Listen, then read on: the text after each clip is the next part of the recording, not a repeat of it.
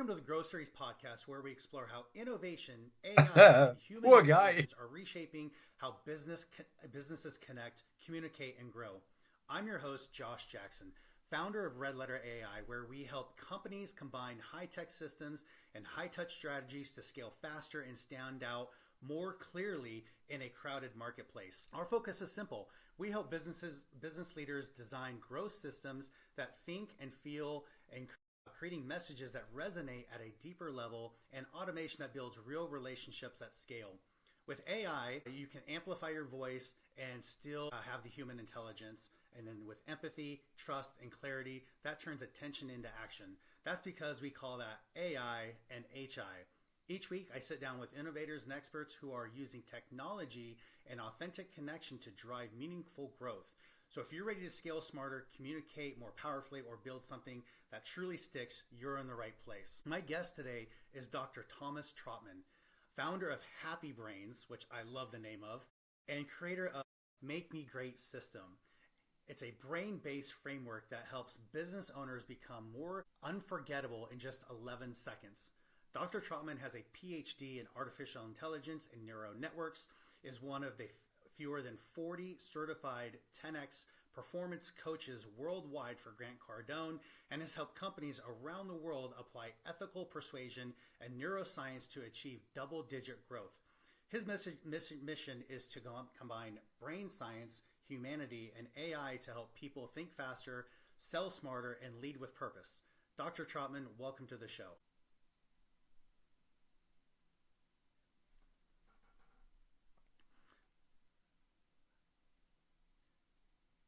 Well, you've earned every word of that. So, well, let's talk about Happy Brains. So for people that don't know you or hearing about Happy Brains for the first time, what do you do and who do you serve? Yeah, thanks for having me on the show. I appreciate it. Thanks for the very nice introduction. Now I feel that I'm a very smart guy.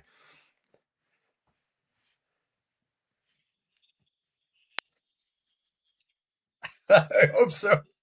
Wow, it's awesome. So you've said that 90%, so we've talked previously, and you said that 90%, 97% of people. I mean, you said it very well. We help business owners to become unforgettable in 11 seconds, which, by the way, helps also to get an incremental 70% of recurring business. So that's what we do. Great system.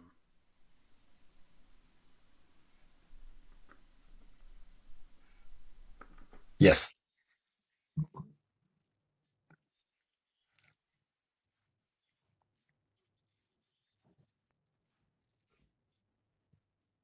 Yes.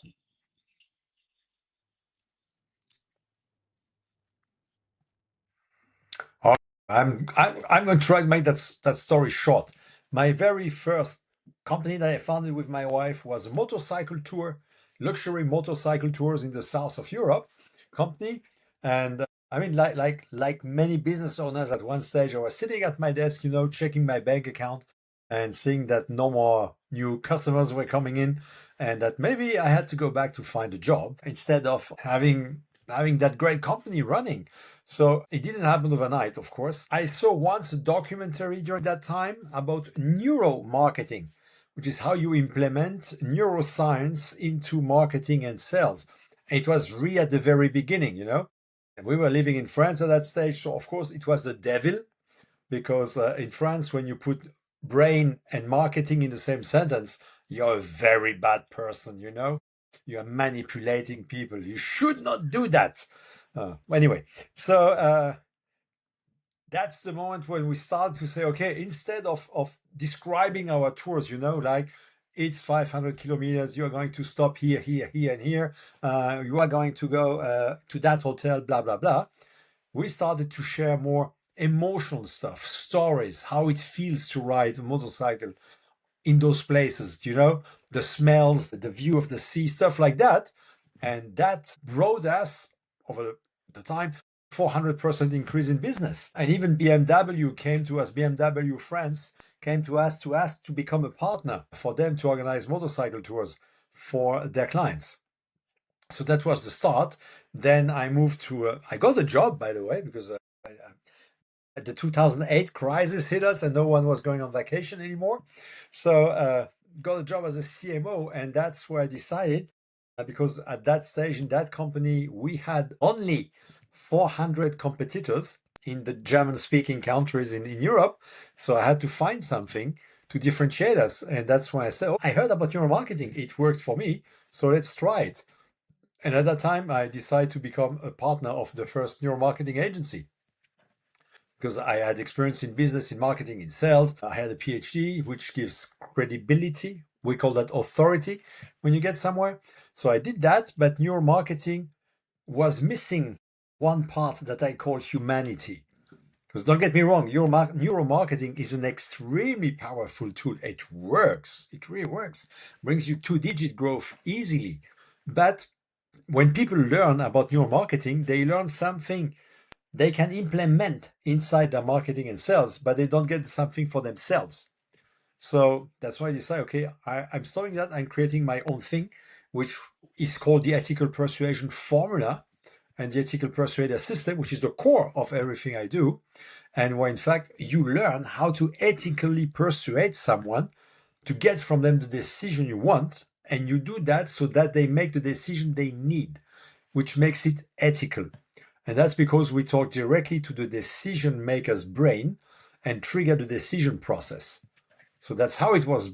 That's how Happy Brain came to life. And since then, I expanded it. It became the current thing, which is called Make Me Great, because every brain you want a decision from is shouting at you, make me great. And when you talked about the 97% of people who go with logic. When you go with logic, you sell your products, your services, your brand, yourself, blah, blah, blah. And that's not what that brain wants. That brain wants you to make me great. Talk about me. Excuse my French, but it doesn't give a shit about what you are doing. Nothing.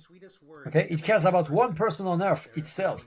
So that's our second USP, which is, you have to elevate your clients to elevate your success.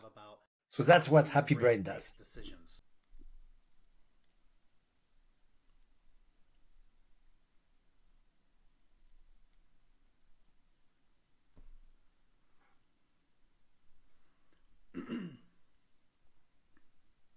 Mm-hmm.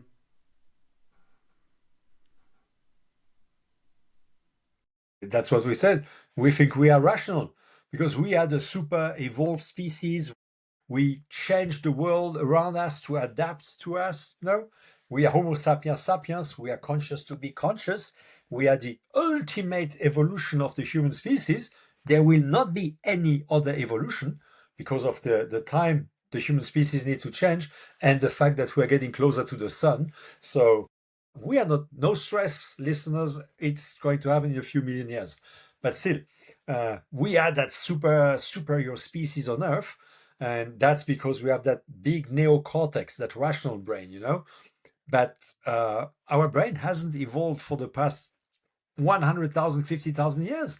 And it still runs the decisions with one part, which is called the primal brain.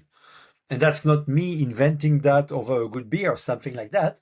It has been scientifically demonstrated. There is even a guy, Daniel Kahneman, who got a Nobel Prize for his research demonstrating that we don't make rational decisions on which we act, but we make primal decisions that we rationalize afterwards. Your listeners can think about the last time you bought a smartphone or a watch or smartwatch or something like that.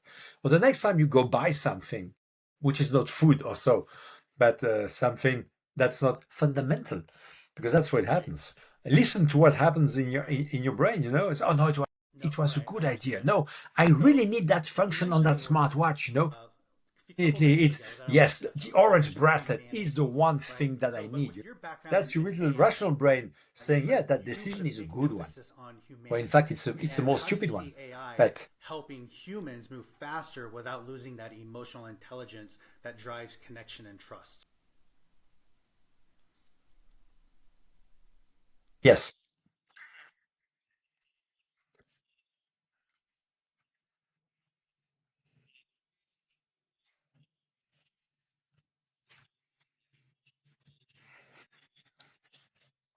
Yeah. When you consider currently AI, It's a set of mathematical formulas that allow you to extract context from a lot of data, right? So, and that context, you can build on it and you can expand it with the new models and so on. But it's still extracting context. Where we humans are, I don't know if I was going to say where we are good at. I don't know if we are good at doing that, but we can feel emotions. And that's a very great thing and a curse at the same time. Because, for example, emotions help the human brain to memorize information. Okay? Memory equals emotions times repetition. So the less strong the emotion, the more repetitions you need, and the stronger the emotion, the less repetition. September 11, perfect example. You don't need a repetition. Everyone has it in the mind, right? If you were born at that time, you know exactly where you were, what you were doing, etc. Because the emotion was so strong. The first time you met your wife, which was still a girlfriend for a man, you may not remember the time or the day. We are very bad at that. Women are way better than that because the female brain is running more on emotions than the male brain. So that's why they store so many more memories. So okay, so that's one thing. And when you retrieve an information, your emotional state at the moment you retrieve the information is changing the memory. So as for example, when an accident happens, you should collect testimonials from people at the moment it happened. If you wait, if people go through some different emotions and you go through different emotions, you will remember something else. The first guy was bald and tall. The next one, a few days later, said, oh, it was an average sized guy with brown hair. Because your emotions call memories back in a very different way. So that's just to say, we work in a very non-logical, non-mathematical way, which AI doesn't. AI, it's mathematics run by computers.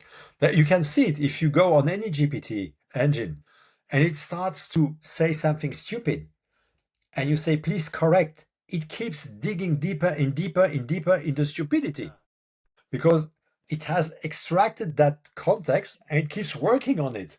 You have to stop and start again, brand new, so that you may have a chance to get something intelligent All out this of is it. so fascinating. We could spend And a decisions long are made time by talking human about a lot of brains, this stuff. by the I want primal brain, I and want to in the switch gears primal just a brain, little you have bit, the and limbic something I system, said in the which intro is the for one one of the running segments, which is emotions.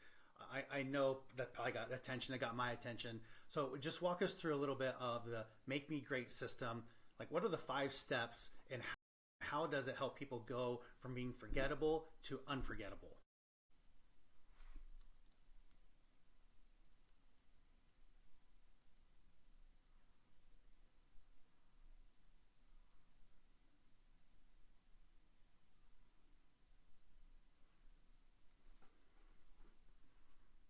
Yeah. So the 11 seconds secret is that when you do all the 5 steps of the Make Me Great system, you hit on that brain to make the decision to listen and keep you stored in the mind.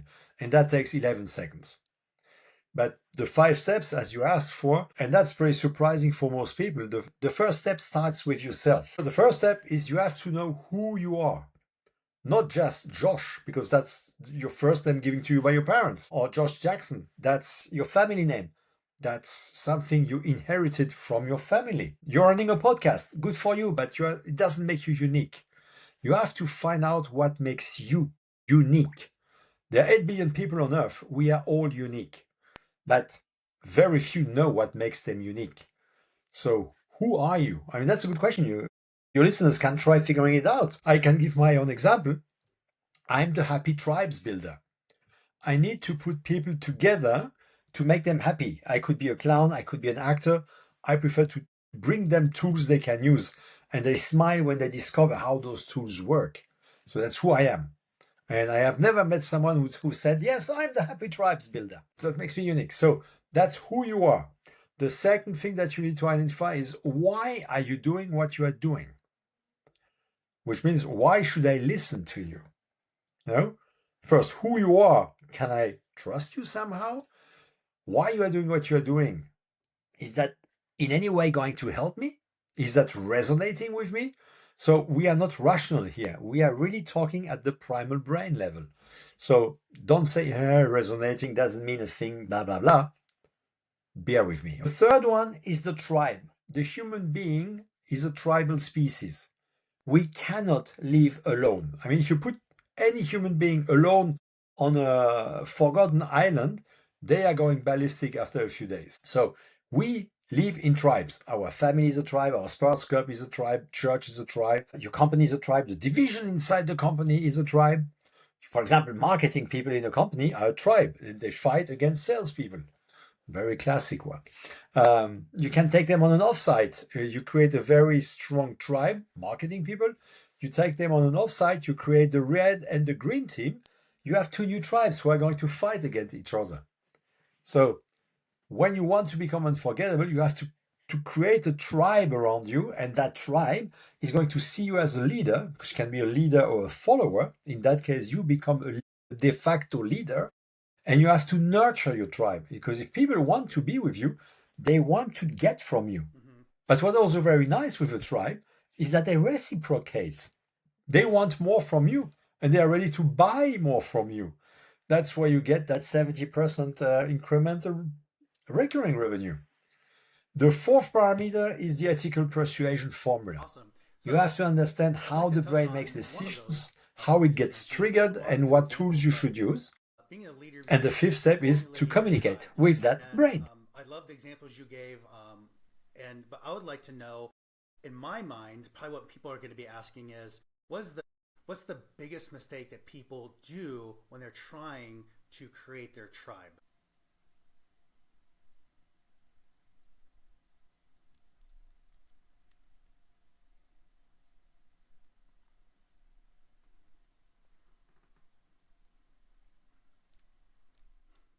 They're trying to sell them something. To create a tribe, I mean, they don't know you. Why would I join Josh's tribe? I don't know you. Well, now we know each other. But 3 days back, I didn't know you. You said, oh, Thomas, come join my tribe. Why would I? I have no clue who you are. I don't even know if we're going to as I said, to resonate, you know? So you will need to show me that there is something that I can get out of this. Again, it's about making me great. So you have to give me stuff that helps me to be great. And it's not selling. Why do you think most people give stuff for free? That's to create the tribe. And when people are in your tribe, don't just sell something to them. Give them more. Drop them an email. Hey, how's it going? You know, I thought of you about that. Happy birthday or so. Happy birthday is a good one for everyone listening. Just send a happy birthday message to everyone today. Oh, it's not their birthday. Who gives a shit? At least you thought about it. That's funny. I sent it to I don't know how many thousand people. And a few said, hey, Thomas, it's not my birthday. It's okay. At least I thought about you. Oh, that's nice of you. Anyway, I just think that tribe, you have to nurture it. And from time to time, of course, they want to reciprocate. So, oh, you have a great program and so on. And the tribe also allows you to build trust. Trust is very difficult to get from someone.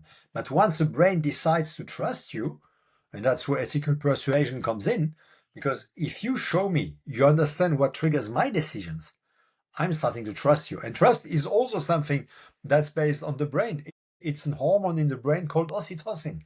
It was identified by Paul Zak, something like, well, most of the things we know of the brain are 15 15 years old or so. And it's a molecule, a hormone that comes when the mom breastfeeds the baby. When the baby gets closer to the breast, they both have a rise of oxytocin. The baby, because it radiates towards the mom saying, trust me, I'm not going to hurt you. And the mom towards the baby, trust me, I'm going to feed you. That's also something that lovers feel. You know, that warmth that you feel when whatever, that's oxytocin.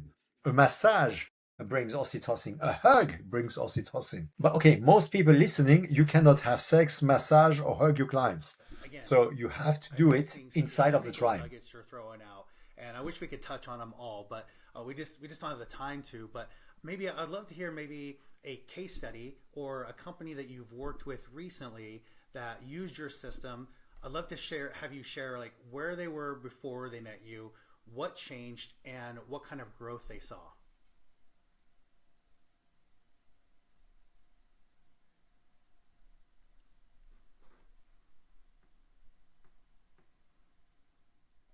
Yeah, there's one example I really love because that's the most extreme one that I know.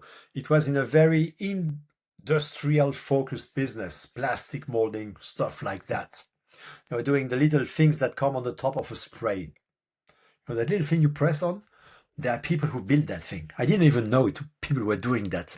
So they were doing that and they lost a lot of market share and people were no more talking to them and so on. And because the CMO was an extremely open-minded and motivated person, he went all in with ethical persuasion. And not only did we do the workshop, but we also worked together to redefine their marketing. And they went to a trade show, very classical, super industrial focused trade show. And on their booth, there was zero product. Zero product. The booth was white walls with lights behind. So it was a star in the middle of darkness, if you want.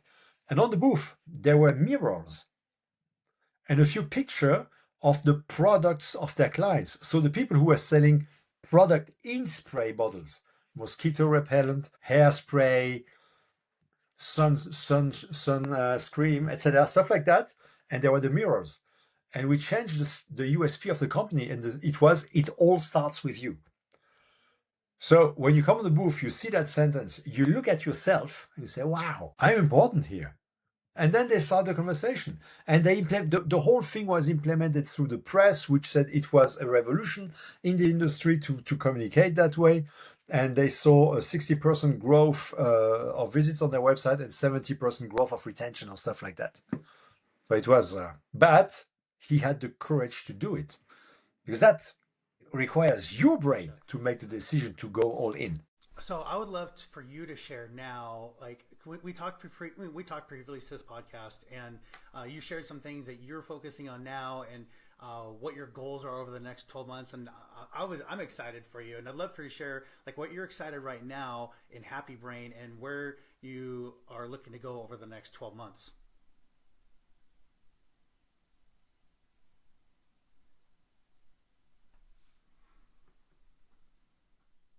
Yeah, well, as I said, what we do now is Happy Brains come to the US because I started in Europe and now I want the US to benefit from the Make Me Great system.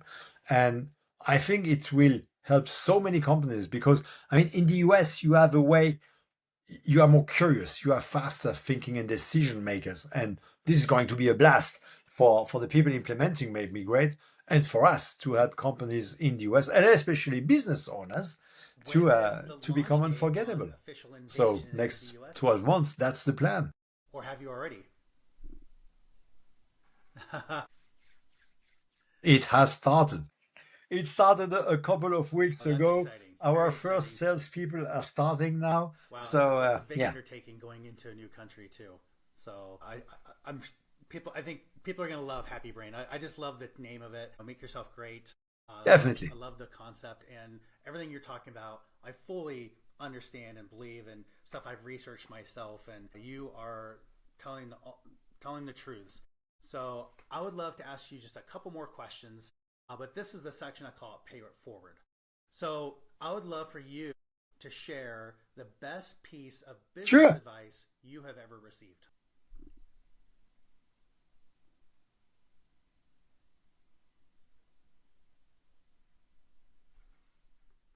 Well, that will be from my mentor, Grant Cardone. And I would say, excuse the Don't mince words language, here. but Just don't be a just little tell us bitch. how it is, okay? That's the best. Yeah, it's really, as a business owner, I mean, it's a very, very, very difficult role that people have because you are very lonely. Because I mean, you cannot share your trouble with your employees. You cannot share your trouble with your loved ones. You can only share your successes, but we all know that entrepreneurship is not just about successes. There is a lot of things happening on the way. You may get close to giving up, or you may want to complain, or just put your butt on the couch and go through TikTok or whatever. So no, don't do that. Don't waste your time with that and just go for it. Have an objective, have a huge objective, and go for it every morning. Love it. I agree with you And that 100%. will So, make you unstoppable. second to last question is, if you were talking to your 15-year-old self, what's the one thing you would tell him?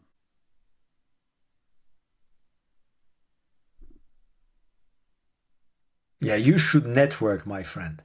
Great advice. You should learn how to And then network. lastly, how can people find out more about Happy Brain and coming to the US? Where can they go to find out? How can they get in touch with you?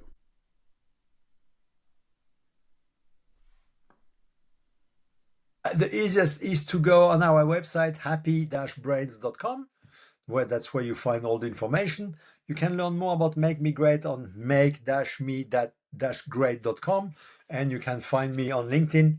I'm the only bald guy with a brain in the hand or something like that on LinkedIn. Resources and contacts down below that people can just click on more, go down to the notes section, then just click straight to it as well. So, Thomas, I appreciate you being on the podcast today. Super fascinating. Excellent. Lots of gold nuggets that people can dive into and learn more about. So thanks for being on today and appreciate your time. All right. Thank you so much. Thank you for the invitation. Loved it.